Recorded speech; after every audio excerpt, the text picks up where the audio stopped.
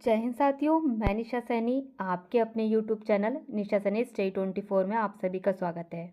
जैसे कि Uttarakhand PCS exam को लेकर हमारी जो सीरीज़ चल रही है उसमें जो आपका चल रहा है इस समय क्विक रिवीजन के साथ आपका फैक्ट के जरिए आपका रिवीजन हो रहा है, ताकि आपने पूरी साल तैयारी की है उससे संबंधित ही जो आप अब शॉर्ट टाइम में अपना अच्छे से रिवीजन कर सकें।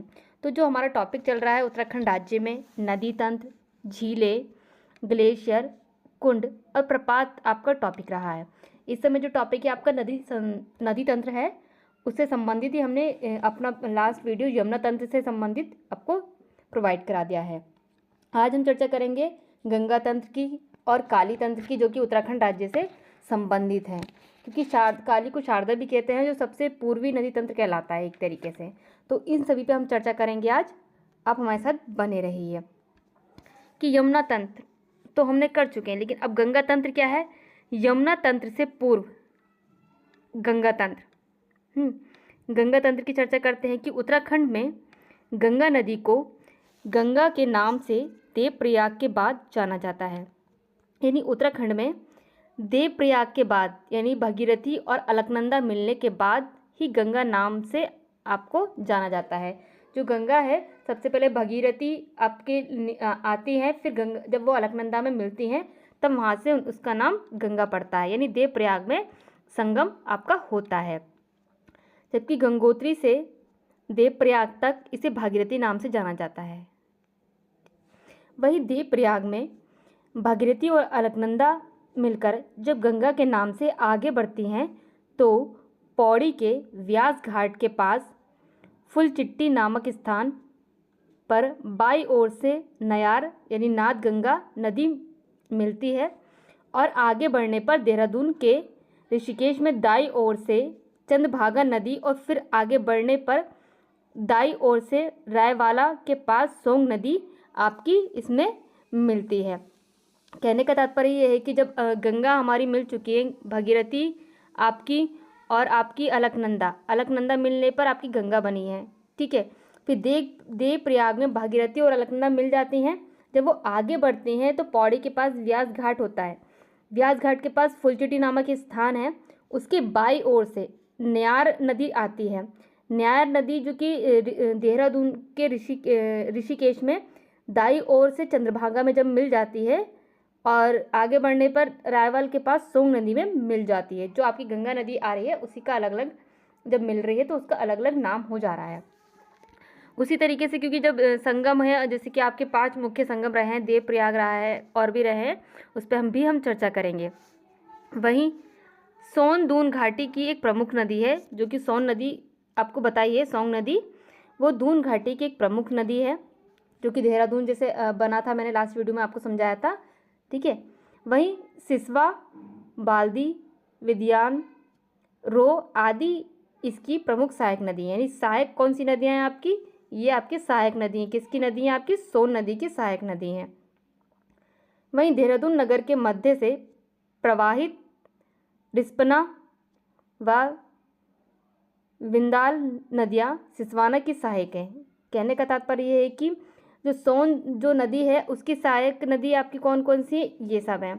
वहीं आपकी देहरादून के मध्य से प्रवाहित होती है जो नदी है, जो कि आपके रिस्पाना और विंदाला नदी है, वे सिसवा नदी की सहायक नदी हैं। वहीं हरिद्वार जिले में गंगा में रतमऊ और सुलानी नदियाँ मिलती हैं। हरिद्वार में गंगा नदी में 2 नदियाँ मिलती हैं आपकी, रतमऊ और सुलानी नदियाँ आपस में मिलती हैं, जो कि गंगा में आपकी वो तरीके से समाहित हो जाती हैं। वहीं देवप्रयाग से हरिद्वार की सीमा तक अर्थात जो उत्तराखंड राज्य है वहाँ पे गंगा की लंबाई आपकी 96 किलोमीटर है। देवप्रयाग से जब हरिद्वार तक जब हमारी गंगा अलकनंदा और भागीरथी मिलकर जो गंगा का निर्माण कर रही हैं, जब वो वहाँ से बहती हुई आ रही है तो आपकी कितनी किलोमीटर की है, वो 96 किलोमीटर की है। ये तो रहा आपका गंगा तंत्र का। अब बात करते हैं जो उपतंत्र भी आते हैं इसमें। उपतंत्रों में आपको सम्मिलित किया जाता है, जैसे कि भागीरथी तंत्र। पहला है आपका भागीरथी तंत्र, जो कि एक तरीके से भागीरथी नदी जो है उत्तरकाशी के सुदूर उत्तर पूर्व में स्थित गंगोत्री कस्बे से 19 किलोमीटर दूर स्थित शिवलिंग शिखर से सटे गंगोत्री हिमनद के गोमुख नामक स्थान से निकलती है। जो भागीरथी नदी है आपकी गंगोत्री हिमनद से निकलती है और गोमुख नामक स्थान से निकलती है। गंगोत्री हिमनद से निकलती है, गोमुख नामक स्थान से निकलती है। कौन? भागीरथी। वहीं भागीरथी अलकनंदा में मिलने के बाद आपका गंगा का नाम पड़ता है। वहीं गोमुख से टिहरी डैम तक भागीरथी में छोटी बड़ी 20 से अधिक नदियाँ मिलती हैं। गोमुख से जब निकल कर आती है हमारी भागीरथी, जब टिहरी डैम तक मिलती है, टिहरी डैम पर मिलने तक उसमें 20 नदियाँ आपस में मिलती रहती हैं, छोटी बड़ी सारी मिला के 20 नदियाँ मिलती हैं। गंगोत्री के एकदम समीप रुद्रगंगा, फिर जाह्नवी, फिर जाड़ गंगा, केदारनाथ, असीम गंगा, मिलून गंगा, सियांग गंगा आदि नदियाँ इसमें आपकी मिलती हैं। ध्यान देने योग्य तथ्य ये है कि रुद्र गंगा रुद्रगेर हिमनद से निकलती है। आप ध्यान रख सकते हैं कि सिंपल है कि रुद्र गंगा कहाँ से निकलती है? रुद्रगेर हिमनद से निकलती है। वहीं जाड़ गंगा थरमला दर्रे के पास स्थित हिमनद से निकलती है। कौन से हिमनद से निकलती है? आपका जाड़ गंगा जो है थरमला दर्रे के पास एक हिमनद है, वहाँ से निकलती है। और भैरो घाटी में भागीरथी मिल जाती है। जो जाड़ गंगा है वो भागीरथी में मिलती है। कहाँ पर? भैरो घाटी में। वहीं केदार गंगा केदार ताल से निकलती है। केदार गंगा आपकी केदार ताल से निकलती है। वहीं असीम गंगा डोडी ताल, यानी असीम गंगा डोडी ताल, क्योंकि वहाँ तो जाड़ गंगा आपकी थरमला दर्रे के पास से निकलती है। वही केदार गंगा केदार ताल से निकलती है। वही असीम गंगा डोडी ताल के पास से निकलकर गंगेरी डोडी ताल के पास से निकलकर आपकी गंगेरी के निकट एक भागीरथी में मिलती है। गंगेरी के निकट आपकी भागीरथी में मिलती है। और सियांग गंगा झाल के पास भागीरथी में मिलती है। सियांग गंगा कहाँ मिलती है? भागीरथी के पास आपकी सियांग गंगा झाला के पास भागीरथी मिलती है। झाला के पास आपकी भागीरथी मिलती है। आगे देखते हैं कि गणेश प्रयाग। गणेश प्रयाग क्या है? गणेश प्रयाग अर्थात पुराना टिहरी शहर। गणेश प्रयाग को पुराना टिहरी शहर भी कहा जाता है, जो कि अब से डैम में डूब चुका है, जो अब डैम में डूब चुका है। ठीक है, गणेश प्रयाग अर्थात पुरानी टिहरी शहर कहलाता है, जो अब डैम में डूब चुका है। उसी में भागीरथी से भील गंगा नदी मिलती है। यानी जो डैम डूब चुका है वही भागीरथी से भिलंगना नदी जो है आपकी मिलती है। कौन सी मिलती है? भिलंगना नदी आपकी मिलती है। भिलंगना खतलिंग ग्लेशियर जो कि टिहरी के पास है से निकलती है। कौन सी? आपकी भिलंगना जो नदी है वे खतलिंग ग्लेशियर से निकलती है। वही मेदे गंगा, दूध गंगा, धर्म गंगा, बाल गंगा नदियाँ भिलंगना की सहायक नदियाँ। अब भिलंगना की सहायक नदियाँ कौन सी हैं? मेदे गंगा, दूध गंगा, धर्म गंगा, बाल गंगा आपकी आदि निकलती हैं। आपकी सहायक नदियाँ भी हैं, वे भी अपने कहीं ना कहीं अन्य स्थान से निकल कर आती हैं। वहीं देवप्रयाग में भागीरथी में अलकनंदा नदी मिलती है, जो कि मैंने बताया। ठीक है, जो कि अपेक्षाकृत अधिक जल लाती है। वहीं गंगोत्री से देवप्रयाग तक भागीरथी की लंबाई 205 किलोमीटर है। गंगोत्री से देवप्रयाग तक की जो आपकी भागीरथी नदी की जो लंबाई है 205 किलोमीटर की है। अब बात करते हैं, ये तो हमने बात की आपकी भागीरथी उपतंत्र की। बड़े बड़े उपतंत्र है हमारे गंगा तंत्र में ही ये एक छोटा तंत्र है भागीरथी उपतंत्र, आपको मैंने एक्सप्लेन कर दिया है। अब चर्चा करते हैं कि अलकनंदा उपतंत्र। अलकनंदा उपतंत्र के बारे में कहते हैं कि अलकनंदा, जिसका प्राचीन नाम विष्णु गंगा है, वही चमोली के उत्तरी भाग में स्थित सतोपंथ शिखर के अलकपुरी बांक हिमनद और सतोपंथ ताल क्षीरसागर से होते हुए 195 किलोमीटर की यात्रा के बाद देवप्रयाग में भागीरथी से मिल जाती है। कहने का तात्पर्य है कि अलकनंदा एक तरीके से कौन से हिमनद से निकलती है? ये अलकपुरी बांक हिमनद से निकलती है। अलकनंदा सतोपंथ शिखर से निकलती है। ठीक है, सतोपंथ ताल से होते हुए सतोपंथ शिखर के सतोपंथी वहाँ पर एक ताल है, वहाँ से होते हुए 195 किलोमीटर की यात्रा करने के बाद ये भागीरथी में एक तरीके से भागीरथी के साथ मिल जाती है। कौन? अलकनंदा मिल जाती है। वहीं आपकी सरस्वती, ऋषि गंगा, हेम गंगा, लक्ष्मण गंगा, पश्चिमी धौली गंगा, विरथी, आपकी नवालिका, नंदाकिनी, पिंडर, मंदाकिनी आदि नदियाँ इनकी सहायक हैं। वहीं जल प्रवाह की दृष्टि से राज्य की प्रमुख नदी कौन सी है? आपकी अलकनंदा कहते हैं। वहीं अलकनंदा में बद्रीनाथ से उत्तर पश्चिम में माना गांव के निकट स्थित केशव प्रयाग में सरस्वती नदी मिलती है। अलकनंदा में बद्रीनाथ के उत्तर पश्चिम में माना गांव है। माना गांव के निकट स्थित एक केशव प्रयाग है। केशव प्रयाग में सरस्वती नदी मिलती है। यानी कहने का सीधा सीधा तात्पर्य ये है कि अलकनंदा में सरस्वती नदी कहाँ मिलती है? ये मिलती है केशव प्रयाग में। अलकनंदा में आपकी सरस्वती नदी जहाँ मिलती है वह केशव आपके प्रयाग में मिलती है। वही सरस्वती कामेट चोटी के रक्ताकोना नामक स्थान पर स्थित देवताल से निकलती है। वहीं बद्रीनाथ में ऋषिगंगा सेकंड जो नदी है मिलती है, जो कि नीलकंठ पर्वत से निकलती है। आप समझने का प्रयास कीजिएगा। बद्रीनाथ में जो ऋषिगंगा सेकंड नदी है जो कि नीलकंठ पर्वत से निकलती है, ठीक है। बद्रीनाथ से नीचे गोविंद घाट के निकट अलकनंदा में हेमगंगा और लक्ष्मण गंगा नदियाँ मिलती हैं। अब ये जो होता है कि आप एक नदी बहती हुई आ रही है, कौन सी नदी कब उसमें मिल रही है और किस स्थान से मिल रही है, ये भी बहुत ज़्यादा ध्यान देने योग्य तथ्य होते हैं। और इससे प्रमुख याद रखने, आपको सारा फैक्ट नहीं एक तरीके से रटना है, सिर्फ आपको समझना है कि सारा डाटा एकदम कलेक्ट दिमाग में नहीं बैठ पाता है। इसलिए आपको मेन इंपॉर्टेंट रखना है कि बद्रीनाथ से नीचे गोविंद घाट के निकट अलकनंदा में हेमगंगा, लक्ष्मण गंगा आदि नदियाँ मिलती हैं। वहीं विष्णुप्रयाग में अलकनंदा में पश्चिमी धौली गंगा मिलती है। अब कहते हैं कि अलकनंदा में पश्चिमी धौली गंगा कहाँ मिलती है, कहाँ पर उनका संगम होता है एक तरीके से, तो वो विष्णुप्रयाग में होता है, यानी चमोली के पास। अलकनंदा में जब पश्चिमी गंगा मिलती है तो वो किस स्थान में मिलती है? विष्णुप्रयाग में मिलती है।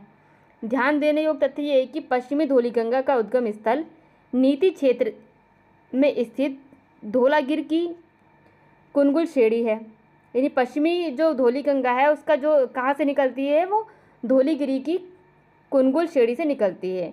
वहीं ऋषि गंगा फर्स्ट, गणेश गंगा, क्योंगणा, गिरथी आदि धौली गंगा की सहायक नदियां हैं। अब आपको धौली गंगा की सहायक नदियां भी देखनी इम्पॉर्टेंट है। जब आपको समझा आ रहा है तो कोई प्रश्न नहीं छोड़ना है।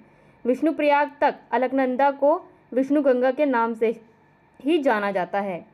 विष्णुप्रयाग तक अलकनंदा को विष्णु गंगा के नाम से ही आपका जाना जाता है। उसी तरीके से हम आगे समझते हैं कि किस तरीके से हमारी जो नदियां हैं वो मोस्ट इम्पोर्टेंट आपकी भूमिका निभाती हैं। कि विष्णुप्रयाग से नीचे तथा नंदप्रयाग से ऊपर, अब विष्णुप्रयाग से नीचे और नंदप्रयाग से ऊपर अलकनंदा में बालख्य और जिसका उद्गम तुंगभद्रा रुद्रनाथ में है। वहीं विरही गंगा, पाताला गंगा, गरुड़ गंगा आदि नदियाँ मिलती हैं। वहीं नंदप्रयाग, विष्णुप्रयाग हो गया। अब नंदप्रयाग में नंदाकिनी नदी मिलती है, जो कि त्रिशूला पर्वत के पास स्थित नंदा घुंगटी से निकलती है। नंदाकिनी कहाँ से निकलती है? नंदा आपकी घुंगटी से निकलती है, जो कि नंदप्रयाग में आपकी मिलती है। वहीं कर्णप्रयाग में अलकनंदा में कर्णप्रयाग, देखिए आपको बता दिया मैंने कौन सा विष्णुप्रयाग भी बताया है। इसी तरीके से कई सारे प्रयाग हैं। कर्णप्रयाग में अलकनंदा में पिंडर यानी कड़गंगा नदी मिलती है। अलकनंदा में जो कड़गंगा है, ये एक तरीके से पिंडर जो नदी है वो कहाँ मिलती है? कर्णप्रयाग में, जो कि बागेश्वर में स्थित पिंडारी ग्लेशियर से निकलती है। वहीं आटागना इसकी प्रमुख सहायक नदी है। इसकी गति बहुत तेज है। यानी किसकी गति बहुत तेज है? एक तरीके से जो अलकनंदा में मिलने के बाद जो पिंडर गंगा जो होती है उसकी गति बहुत ज़्यादा तेज है। वहीं रुद्रप्रयाग, अभी कौन सा था? कर्णप्रयाग, अब है रुद्रप्रयाग। रुद्रप्रयाग में इसमें मंदाकिनी नदी मिलती है। यानी रुद्रप्रयाग में अलकनंदा जब आती है तो उसमें कौन सी नदी मिलती है?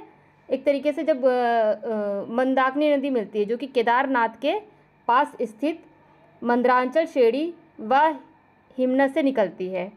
वहीं मंदाकिनी की अनेक सहायक नदियां हैं, जिसमें से एक मधुगंगा है जो कि मंदाकिनी से कालामठ के पास मिलती है। अब आता है देवप्रयाग। अब देवप्रयाग, ये रुद्रप्रयाग हो गया, कर्णप्रयाग हो गया, देवप्रयाग। देवप्रयाग में अलकनंदा भागीरथी में मिलती है, यानी अलकनंदा जो है एक तरीके से बहू की श्रेणी में है, भागीरथी सास की श्रेणी में है। ठीक है, तो इस तरीके से बहू और सास का मिलन कहाँ पे होता है? देवप्रयाग में। आपको ध्यान रखना है, एक तरीके से बहुत अच्छा फैक्ट है ये, जो आप आसानी से इसको मेमोराइज कर सकते हैं। वहीं उल्लेखनीय है कि आपकी वसुधरा, कंचनगंगा, क्षीरगंगा, रुद्रगंगा, अमृतगंगा, सोनधारा आदि भी अलकनंदा की सहायक नदियाँ हैं, जो कि अलकनंदा में भिन्न भिन्न स्थानों पर मिलती हैं। आपको सहायक नदियों पर भी ध्यान देना है। उसी तरीके से हम आगे समझते हैं कि हमारा जो था अभी भागीरथी उपतंत्र था, अब अलकनंदा उपतंत्र मैंने आपको रिवाइज कराया।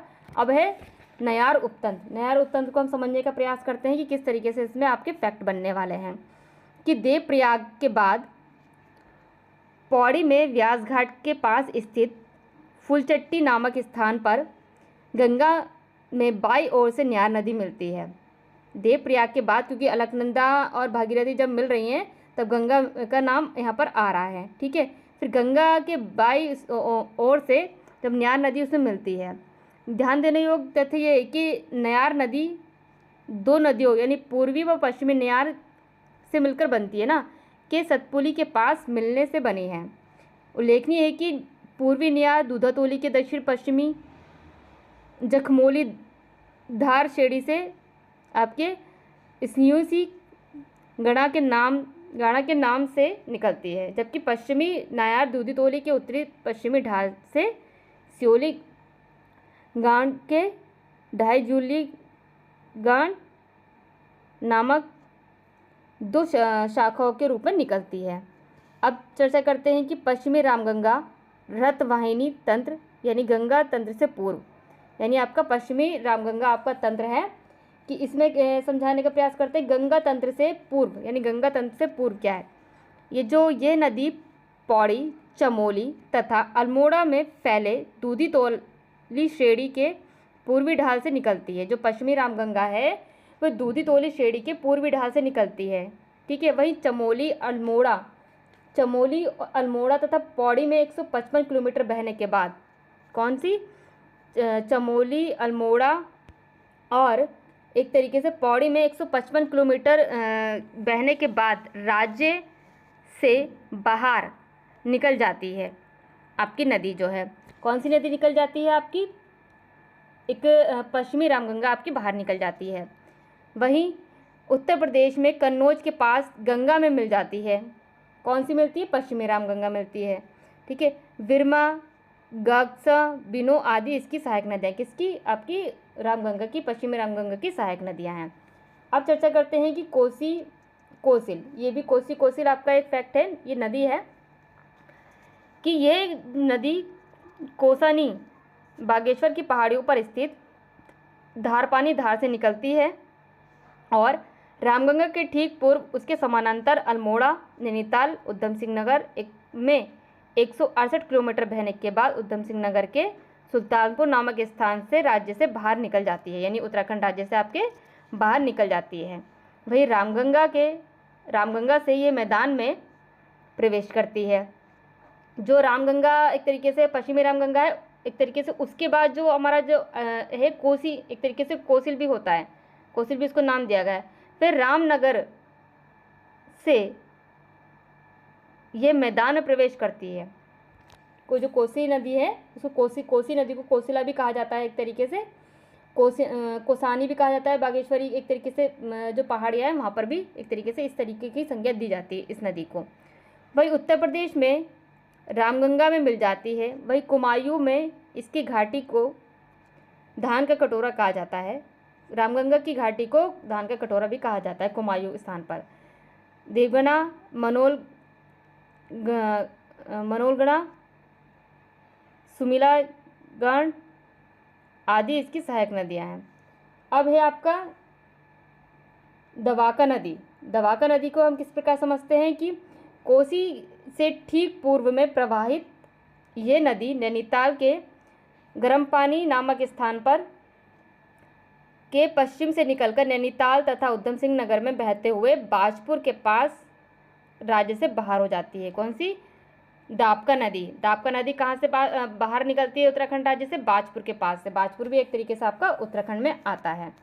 वहीं बाकरा नदी। बाकरा नदी दापका के पूर्व, बाकरा नदी दापका जो नदी है, दापका जो नदी आपको मैंने ऊपर भी बताया है कि पूर्व और उसके समानांतर वाली ये नदी भी नैनीताल से निकलती है नैनीताल तक, तथा एक तरीके से नैनीताल से निकलने के बाद जो एक तरीके से बताया है कि नैनीताल तथा उधम सिंह नगर, यहाँ पर आएगा उधम सिंह नगर में, उधम सिंह नगर,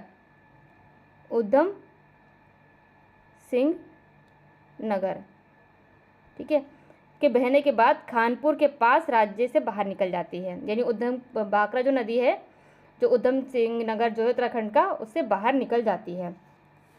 वही है आपका गोला यानी गार्गी नदी। गार्गी नदी यानी गोला, आपकी दोनों ही नाम है।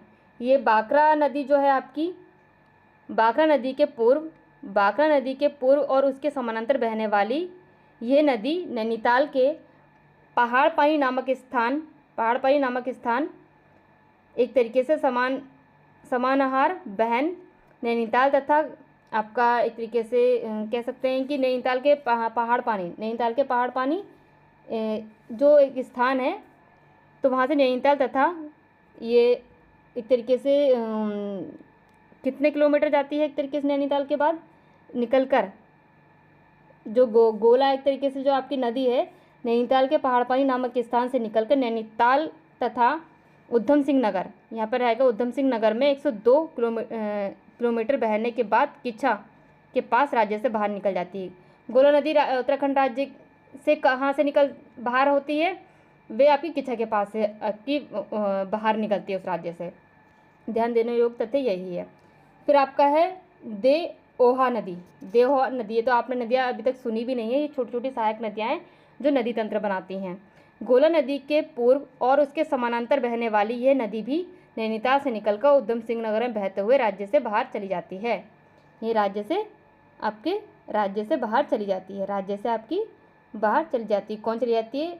देओहा नदी जो है उधम सिंह राज्य से बाहर निकल जाती है। वही है नधोर नदी। नधोर नदी नैनीताल के चोरगिलिया के पास देओला एक स्थान है। देओला नदी से